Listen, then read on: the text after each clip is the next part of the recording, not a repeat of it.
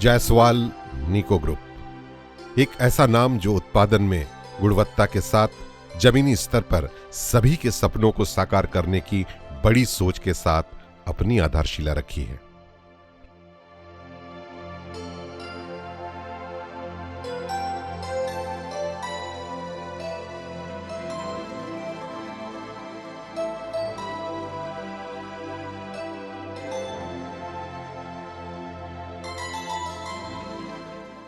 Rail के बड़े network में अपने लौह उत्पादों से राष्ट्र निर्माण में अपनी सहभागिता से आगे बढ़ते हुए नीको ग्रुप ने दुनिया में अपनी साख स्थापित की है।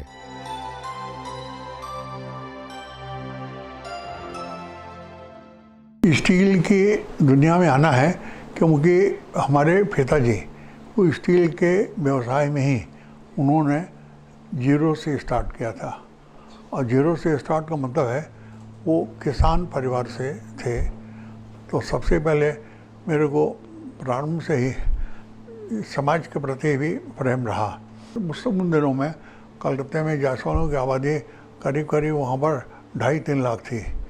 2.5-3 लाख में कुल मिलाकर के मेरे को लेकर के हम लोग 12 ग्रेजुएट हुए थे उसके पहले ही। और कारण ये था कि लोग छोटे कारोबार करते थे, कहते थे बढ़ के नौकरी करनी है क्या, नौकरी करनी हो तो ज़्यादा पढ़ो, नहीं तो आओ दुकान पर बैठो, और भी बढ़े है तो दूसरा दुकान ले लो, और दूसरा करना क्या है। औरतों के प्रति भी यही भावना थी, लड़कियों को पढ़ा के क्या फ़ायदा। तो लड़की एक माँ बनेगी तो 2-3 बच्चे होंगे। तो माँ जब पढ़ी लिखी है तो बच्चों को कभी अनपढ़ रखेगी ही नहीं, एकदम पक्का है। इस तरह से शिक्षा का विस्तार हुआ। तो मैंने सबसे प्रारंभ में जब कॉलेज में गया तो वहाँ पर मैंने बच्चों का स्कूल सोशल समाज के तरफ से वहाँ पर ऑर्गेनाइज किया। लोग मेरे को सेक्रेटरी बनाए और सेक्रेटरी बना करके टीचर्स वगैरह लेकर के चालू कर दिए। वो 15-20 बच्चों से शुरू हुआ था, अंत में 2000 बच्चों तक के स्कूल बन गए। मैं 20 साल तक स्कूल का सेक्रेटरी रहा, देखभाल करते रहा। इस तरह से समाज में मेरी लोगों ने काफ़ी पहचान बढ़ी, लोग मान सम्मान देने लगे। तो मेरी ध्यान दी कि हमारे यहाँ इंडस्ट्रियलिस्ट कितने हैं जो आए हुए हैं। तो उसमें 2 को मैंने चुना। तो दोनों उस समय टॉप इंडस्ट्रियलिस्ट थे और जब उनका संग साथ परिचय मेरा था। लेकिन जब मेरे को उनसे बैठने का मौका मिला, मुझे पता लगा कि ये लोग अपना नाम अंग्रेजी में बैंक का चेक सही करने के लिए उतना लिख सकते हैं, और अंग्रेजी और कुछ ना पढ़ते हैं ना लिखते हैं, उनको कभी स्कूल गया ही नहीं है। ऐसे ही 2 व्यक्तियों से मेरी मुलाकात हुई और दोनों पर मेरी बड़ी श्रद्धा रही कि ये बिल्कुल निरक्षर होने के बाद भी इतनी बड़ी इंडस्ट्री चला, उस समय वही बड़ी थी, इतनी बड़ी इंडस्ट्री चला रहे हैं। तो मैं ग्रेजुएट होऊंगा तो हम तो और उससे अच्छा बेहतर काम करेंगे। एक ने बताया कि मेरे यहाँ तो पैसा नहीं था तो मैंने एक खेत में ली जहाँ फैक्ट्री लगानी है वहाँ ली, और ले करके मेरे पास शेड नहीं थे तो मैंने तारपोलिन खरीद करके डोरी से बांध करके नारियल के पेड़ों में बांध करके उसके नीचे मैंने रोलिंग मिल बैठाई थी। और मेरे को जब मैंने डिसाइड किया कि मैं फाउंड्री लगाऊंगा तो मेरे को एक दिन बहुत डांटे, बोले बाप का बहुत माल मिल गया है बहुत मेरे को, तो सेट बना रहा है वहाँ जा कर के, एक पैसा कमाया है क्या कि बाप का पैसा लेके खर्च कर रहा है, ऐसा नहीं।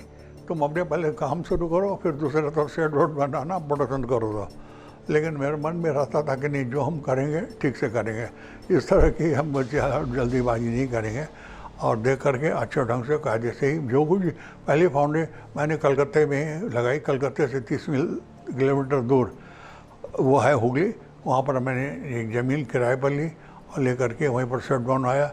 और बनाने पर ऑर्गेनाइज वे में ठीक से ढंग से जो हमको समझ में आई, और फैक्ट्री भी चालू की थी पहले। और ये बात है 1956 की। और उस समय के बाद फिर फैक्ट्री चली, अच्छी चली, बहुत बड़ी, बहुत करके एक्सपोर्ट भी चालू हुआ। वहीं कलकत्ते में ही मैं था।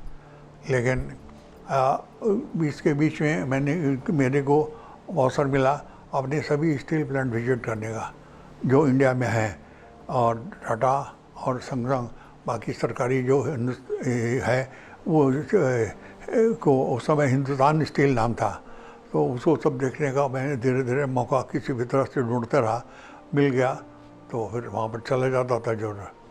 और फिर आगे जो ज्ञान खुला कि नहीं सचमुच मट्टी से कैसे स्टील बन जाता है और कैसे वो वैगन इतने फैक्ट्रियों के अंदर आते हैं, ये सब चीज़ें होती हैं, इतना वॉल्यूम बनता है, ये सब चीज़ें हैं।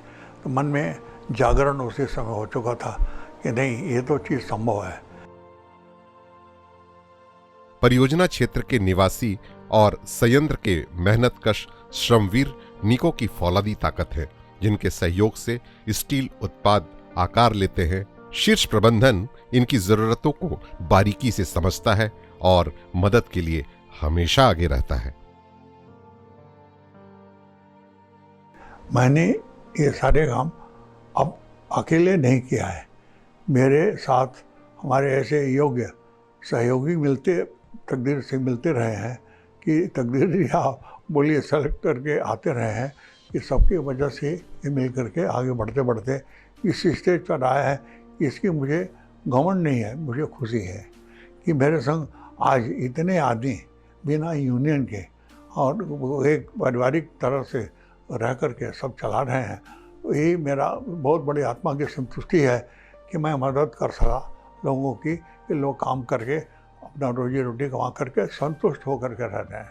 हमारे वर्तमान जो अभी स्टाफ हैं उनके लिए मेरा यही संदेश है कि अपने धर्म, मैं कहूँगा धर्म और कर्तव्य, इसको ध्यान में रखते हुए जहाँ पर भी मेरे यहाँ काम कर रहे हैं, जहाँ भी काम आगे करें, और जो लोग नहीं करते हैं उन सबके लिए ही है कि सब लोग अपनी ड्यूटी को पूरी तरह से निभाएं और देश को सर्वोपरि माने।